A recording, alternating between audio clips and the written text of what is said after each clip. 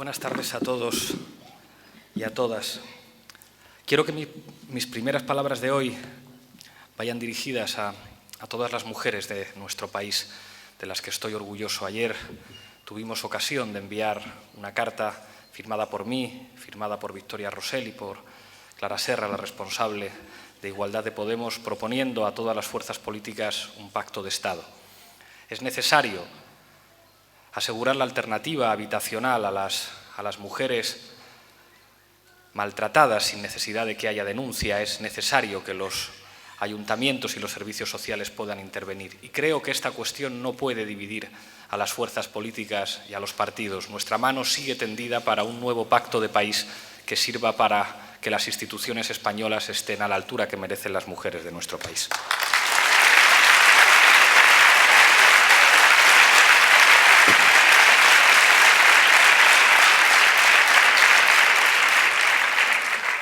Hoy es un día muy especial para mí porque visito por primera vez el pueblo en el que creció mi abuelo. Y os quiero leer una nota autobiográfica del mismo. La escribió poco antes de morir. Nací en el seno de una familia modesta el año 1913 en Villafranca de los Barros, Badajoz. Estudié el bachillerato en el Colegio de los Padres Jesuitas de mi pueblo. Desde el ingreso hasta cuarto curso, que en el 1926 los jesuitas suprimieron sus colegios, el quinto y el sexto curso de bachillerato, porque no estuvieron conformes con el plan agustiniano de Eduardo Callejo, ministro de Instrucción Pública de la dictadura de don Miguel Primo de Rivera. Por esa razón, cursé los años quinto y sexto del bachillerato en el Colegio de los Salesianos, de Utrera, en Sevilla. Fui premio extraordinario en el llamado entonces examen de Estado en el Bachiller Superior de Letras. Terminado el bachillerato, en junio de 1929, me matriculé en la Facultad de Derecho de la Universidad de Sevilla y en octubre de ese mismo año, 1929, ingresé en las Juventudes Socialistas Sevillanas, en el local que entonces tenía el partido en la calle Trajano número 16, siendo presidente y secretario, respectivamente, el doctor Aceituno y Hermenegildo Casas. Durante mi estancia en Sevilla fui presidente de la FUE, la Federación Universitaria Escolar, desde 1932 al 34. Representé como delegado a la FUE de Sevilla en los 3 congresos nacionales de la Unión Federal de Estudiantes Hispánicos, en el de Madrid de 1931, en los de Valencia de 1933 y en el de Sevilla de 1934. Hice como telonero las 3 campañas electorales de la República por la provincia de Badajoz. La primera en 1931 con Margarita Nelken y don Gustavo Pitaluga, el microbiólogo universal. La segunda en 1933 con la Nelken y Juan Simeón Vidarte. Y la tercera, la de 1936, con la Nelken, con Juan Simeón Vidarte y con Ricardo Zabalza. Terminada la carrera y licenciado en Derecho por Sevilla, en junio de 1934, con 12 matrículas de honor, me licencié en Historia de América en la Universidad Hispanoamericana de Sevilla, que dirigía el catedrático de Historia del Derecho, don José María Ots y Capdeville. En septiembre del 34 fui detenido por primera vez en mi vida como consecuencia de la huelga revolucionaria de Asturias contra la que voté en el seno del partido. Cuando se produjo la unificación de las juventudes socialistas y comunistas, no me quise unificar. Seguí siendo simplemente socialista. Aquella unificación, inspirada por Carlos Baraíbar, Julio Álvarez del Valle y sobre todo por Luis Araquistain desde la revista Leviatán, trajo luego el arrepentimiento de estos hombres. Véase el libro póstumo de Araquistain, El pensamiento español contemporáneo. Pero al no unificarme fui tachado de socialfascista y besteirista, pese a haber militado dentro de la FUE en el bloque estudiantil de oposición revolucionaria que dirigían Fernando Claudín y Manolo Tagüeña, el primero vivo y el segundo muerto, pero ambos separados del Partido Comunista. El estallido de la Guerra Civil me cogió en Madrid. El día 22 de julio de 1936 fui convocado por Margarita Nelken y Jesús de Miguel, ambos diputados por Badajoz, en la ciudad universitaria, y allí se me entregaron 75 fusiles del año Catapún para que los llevara al pueblo y con ellos hacer frente a los moros y al tercio, que mandados por el comandante Castejón subían de Sevilla a Badajoz.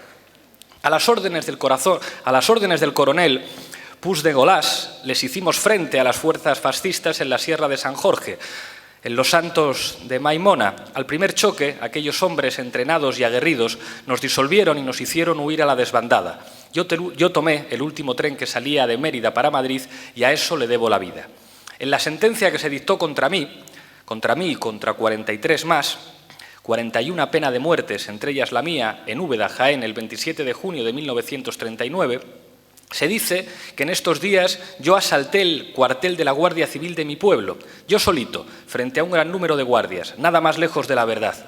Para evitar un día de luto, invité a los guardias civiles a que, uno a uno y acompañados por mí, fuéramos a las casas de las familias amigas de ellos que me señalaran y que permanecieran allí. Así lo hicimos y la cosa resultó bien. En Villafranca de los Barros, en los días 18 de julio y 6 de agosto, entre los días 18 de julio y 6 de agosto de 1936, no se mató a ninguna persona de derechas, ni tampoco luego. Los únicos muertos de Villafranca fueron Paco Corredera y Hernández Prieto, ambos de Falange, que al huir de nuestro pueblo fueron asesinados en Fuente del Maestre.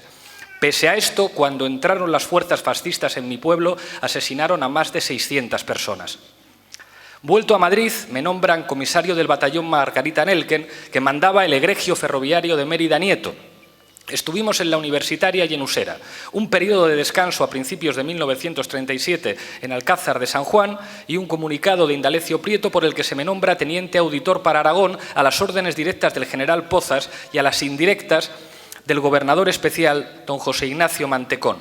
En agosto del 37 me entero en Bujalaroz de que han convocado oposiciones para el ingreso en el Cuerpo Jurídico Militar de la República. No me gusta el haber sido designado por Prieto sin más y acudo a Valencia. Hago las oposiciones, gano plaza y salgo como teniente auditor en campaña con destino, como secretario relator al Tribunal del Sexto Cuerpo de Ejército, que primero estuvo en El Pardo y luego en Hoyo de Manzanares. El jefe de este cuerpo de ejército, teniente coronel Ortega, fanático comunista, no se entiende conmigo. Me hace la vida imposible. Acudo a Indalecio Prieto y le relato mis cuitas. Me traslada al 9º cuerpo de ejército mandado por un socialista y militar profesional, don Francisco Menoyo Baños, y en el que está de comisario un viejo amigo mío y antiguo socialista, Cayetano Redondo. Me nombran auditor presidente del Tribunal Militar radicado en Úbeda. Allí, aparte de mi labor jurídica, hice campañas político-sociales de las que son buena prueba los periódicos de la época. Conquisté amigos en todos los bandos, porque yo jamás, conscientemente, he causado mal a ninguna persona, pensare como pensare. Mantuve, eso sí, la máxima disciplina en mi cuerpo de ejército, pero siempre a través del código. Juzgado en Consejo Militar el día 27 de junio de 1939 en el Ayuntamiento de Úbeda, fui condenado a muerte y en esta situación estuve 5 meses y 5 años y medio en las cárceles de Úbeda, Puerto de Santa María y Sevilla. En el juicio no se me dejó hablar ni alegar nada y cuando al final pronuncié la frase «si los hombres nos conociéramos mejor, nos odiaríamos menos», se me llamó chulo y se dio por terminado el consejo. Desconozco el nombre del fiscal jurídico militar, así como el del alférez que me defendió, es un decir, y que nunca habló conmigo. El fiscal, para probar que yo, desde el punto de vista religioso, no era un creyente, que sí lo soy, me atribuyó unos versos de Antonio Machado a la muerte de Giner, «Yunque sonad, enmudeced campanas», que yo había traído a colación en el periódico Democracia de Jaén cuando murió en Francia don Antonio. En la sentencia contra mí se dice que soy un marxista ortodoxo desde mis más tiernos años, lo que tampoco es cierto, porque yo soy desde los 16 años un socialista humanista, en la línea de los Pablo Iglesias, Jaime Vera, Fernando de los Ríos, Besteiro y todos aquellos hombres trabajadores que desde Llaneza a Saborit, pasando por Trifón Gómez y Lucio Martínez, siguieron las normas éticas del PSOE. Después de la cárcel y colocado por una cuñada mía, he trabajado en el Ministerio de Trabajo, en el Servicio de Seguro Obligatorio de Enfermedad, que nosotros no creamos. Tengo 6 hijos, todos con carreras. Sigo tan pobre como cuando nací y lo único que odio en este mundo son las dictaduras. Lo mismo la del sable que las de partido. Mi libertad termina donde empieza la tuya y viceversa. Socialista humanista, antes y ahora, aquí estoy otra vez. Mi lucha en la clandestinidad arranca de 1946 y poseo de esa fecha el carnet número 17 del Partido Socialista. Ahora se me nubla la vista cuando veo a tantos jóvenes y no jóvenes arrogantes y en posesión de la verdad, su verdad, de ambiciones personales. Ha vuelto a surgir el mito de Eróstrato. Este incendió el templo de Diana para pasar a la historia. En este momento de España, los advenedizos matan a su madre para salir en los periódicos y ser jefecillos de facciones. Hay mucho impudor y desvergüenza.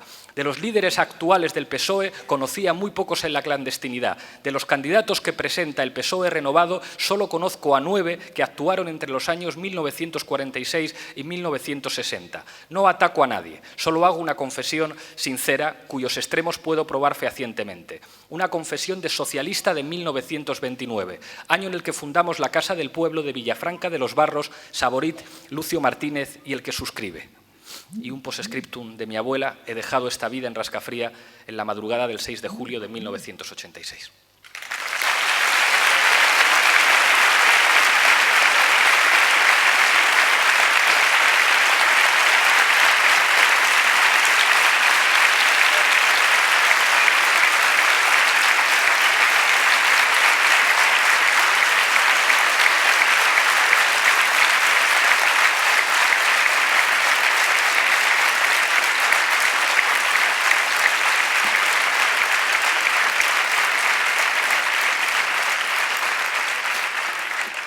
La nota biográfica que acabo de leer fue publicada por Francisco Espinosa, que hoy debería haber estado aquí y que por razones de salud no nos ha podido acompañar. Quiero darle las gracias a él y a todos los historiadores extremeños como Juan Andrade y como otros, gracias a los cuales se conoce la historia de Badajoz y la historia de Extremadura. Creo que, como mi abuelo, hay cientos de miles de españoles olvidados, y recordarles no significa reivindicar ninguna venganza ni ningún ajuste de cuentas. Me gustó ver al jefe del Estado, al rey Felipe de Borbón, homenajear a los españoles de la división Leclerc, que entraron pilotando los primeros tanques que libraron París al terminar la Segunda Guerra Mundial. Me entristece, sin embargo, que haya que ir a París a hacer homenajes a los héroes españoles que combatieron contra el fascismo. Pienso que entender que debemos sentirnos orgullosos de esos españoles es una tarea no solamente de justicia, sino que tiene que ver con el futuro al que aspiramos para nuestro país. Hombres y mujeres como ellos, como tantos y tantos que lucharon por un país mejor, nos hacen sentir orgullosos de ser españoles. Me enfada cuando veo que en otros países europeos se hacen homenajes y se venera a los héroes de la resistencia antinazi, y en España se ha olvidado a esos cientos de miles de españoles que combatieron al fascismo sencillamente por un país mejor. Yo no creo que sean héroes y heroínas de la izquierda.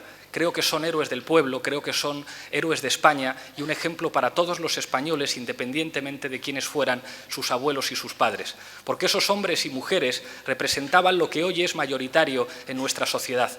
Esos hombres y esas mujeres lucharon porque las mujeres en este país pudieran votar. Lucharon porque la justicia social fuera una realidad en las leyes y en las políticas públicas. Esos hombres y esas mujeres lucharon para acabar con las formas de corrupción que conoció nuestro país en su historia y que aquí en Extremadura, como en Andalucía, como en las Castillas, se conoce como caciquismo, que es la peor forma de corrupción. Esos hombres y esas mujeres no están solamente en el ADN de la izquierda española, están en el ADN de todos los demócratas. Por eso hoy, que hablamos de una nueva transición, creo que no toca revisar la anterior para buscar ninguna suerte de ajuste de cuentas o de venganza del antifranquismo. Es verdad que en aquella transición, con aquel ejército, con aquella iglesia, con aquellos cuadros de la dictadura, había muchas cosas que no se podían decir, pero ahora sí se pueden decir. Y cuando nosotros hablamos de políticas de memoria, no estamos pensando en el pasado, estamos pensando en el futuro. Cuando decimos que hay que resignificar los monumentos al fascismo, estamos pensando en nuestros hijos, estamos pensando en los niños que deben conocer su historia y saber que no se puede volver a repetir el horror y sentirse orgullosos, además, de un país en el que muchos de sus compatriotas lucharon por la democracia. Cuando decimos que tiene que haber espacios de memoria en las escuelas, no estamos hablando del pasado, estamos hablando de una ciudadanía que esté educada en valores democráticos y que sienta el orgullo de vivir en un país en el que muchos de sus abuelos combatieron por tener un país que les terminaron dejando a ellos y a ellas. Quiero terminar con un vídeo que ha grabado mi padre, que por razones de salud tampoco nos ha podido acompañar hoy y que le hubiera hecho mucha ilusión estar aquí en Villafranca, en el que recita un poema que escribió mi abuelo estando en la cárcel, el poema al compañero de celda que dejaba la cárcel. Creo que ese poema es el poema que escribiría cualquier preso y que sirve para homenajear hoy a todos los que se jugaron la vida y se jugaron la libertad por darnos un país mejor Adelante vídeo, muchísimas gracias.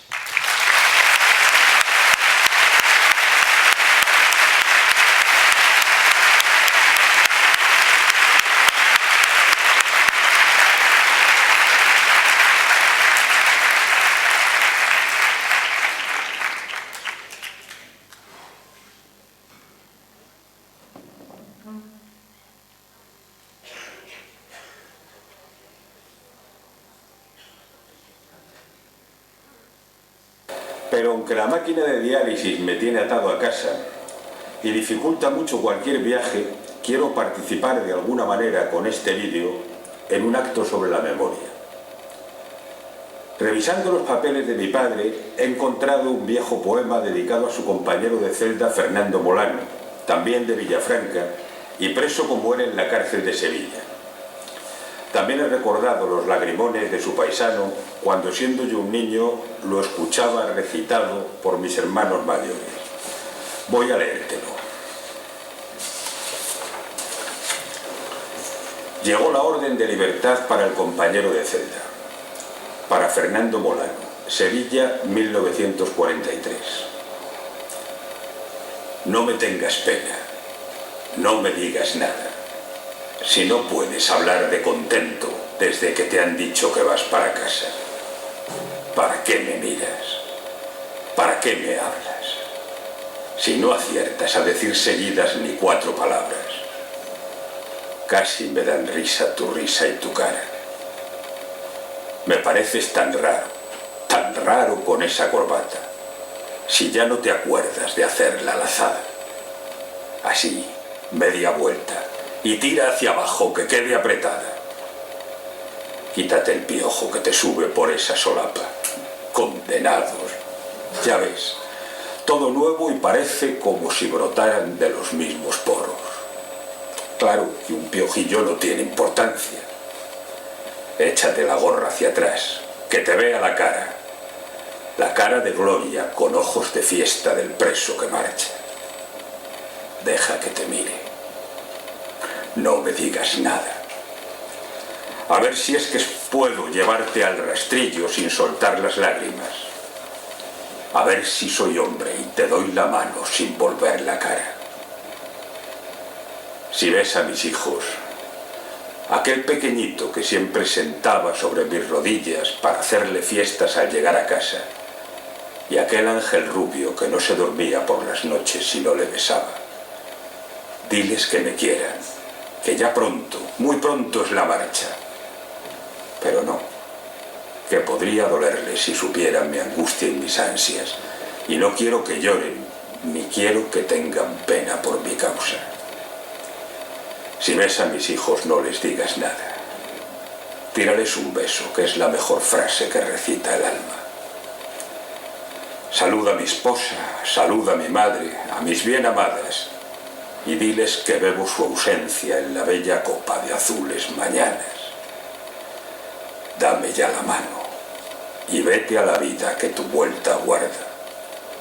No me tengas pena, no me digas nada, que esa misma cancela que hoy se abre para darte paso, se abrirá mañana y entraremos de nuevo en la vida los que ahora quedamos soñando esperanzas.